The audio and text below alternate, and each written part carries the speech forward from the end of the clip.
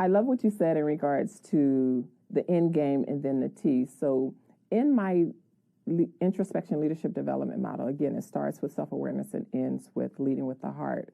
But the key piece there is really being in touch with your emotions and understanding how you want someone else to experience you. So you have to be mindful of that. You have to be intentional with that. And a simple formula that I use with all my clients, I don't care if you're the janitor, you're still a leader. And I don't care if you're sitting in the C-suite, you're still a leader. You're a leader from the seat that you're in. So I start with the situation plus your reactions or your response equal the experience. So the plus in this formula is the power pack, right? That's understanding what your emotions are. That's understanding what's bubbling up in you when you're having this heated conversation and pausing to say, how do I want Sherelle to experience me before I respond or react to what the conversation is right now. And that's the end game excellence. Exactly. I mean, at the end of the day, if you live your whole life in alignment with end game excellence, you'll always be living in peace. To follow your formula, consider the situation plus your reaction or response to equal someone's experience of you. But we're talking about having heated conversations. And in a heated conversation, most people are not thinking about that. Exactly. But that's what's needed. But and the thing about it is, heated means what? I mean, at the end of the day, I think that what happens with us is that we believe that just because you don't agree that the conversation has to be hard. The goal is to get to understanding. You don't always have to agree. Exactly. Right. You have to shift from the space of wanting to be right and also wanting to be heard. I think one of the reasons why the conversations become heated is because we don't know how to listen. Yes. Yeah. And so when someone is speaking, you're so busy waiting to respond, you haven't even heard what they're saying. Yes. And so the frustration levels go up. Yes. But I believe that, in heated conversations, I personally don't have the capacity for them anymore because it goes against my life cadence, which is my end game, and there's no room for that. But when I find myself in them, I can literally just say, I don't actually have the capacity for this. You said something interesting that, again, I talk about a lot in my work. It's about raising awareness, not necessarily reaching agreement. Right. And if I'm aware of your perspective and you're aware of my perspective, we can still agree to disagree without being disagreeable. Right. Which goes back to Dr. Elliott's formula. Think about the situation, your reaction or your response, and the end game, how you want someone to experience you. Absolutely. Just because you're going into a conversation where you may not agree doesn't mean you have to get ugly. That's right. And for sure, we don't want to burn down the relationship while we might be having a heated discussion. And we have to give the other party grace if they don't have the intellectual capital or the emotional intelligence to meet you in the conversation in that way. Because everybody isn't in relationship protection mode.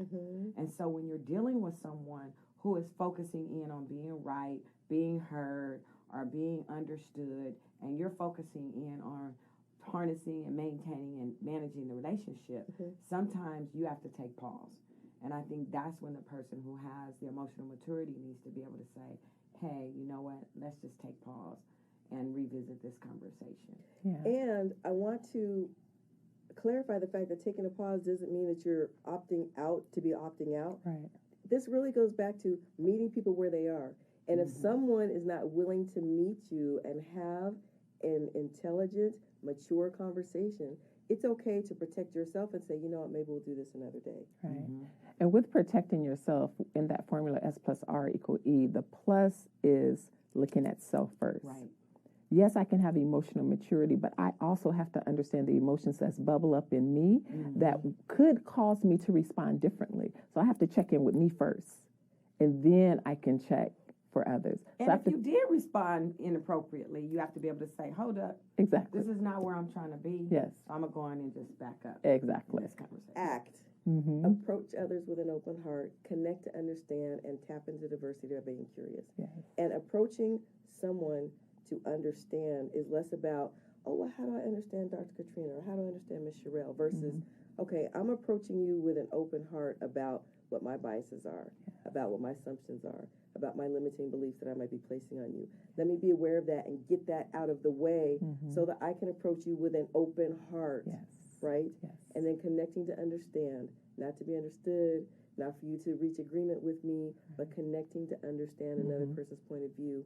And then tapping into diversity by being culturally curious is not just about the cultural curiosity of an individual, but also the cultural curiosity of subcultures within the workplace, the subcultures of your executive assistants, the subcultures of engineers, the subcultures of the people who give us a nice environment, right?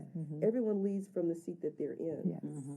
And we cannot, how does it go? We cannot be respecters of person. That's not to say that you don't respect anybody. It's to say you respect everybody. Right. Did I get that right? Yeah. No, you're Can right. I get an amen? Amen. You're right. And you definitely have to understand the company in which you're with. Absolutely. You know, everybody doesn't have the capacity to have the conversation in the style in which protects the relationship. I think that's probably an area where I continue to work on, especially in my more intimate relationships, is understanding that. And then you are going to be tested. When you are out there doing the type of work that we are doing, you will be tested to know whether or not you are living what you're saying.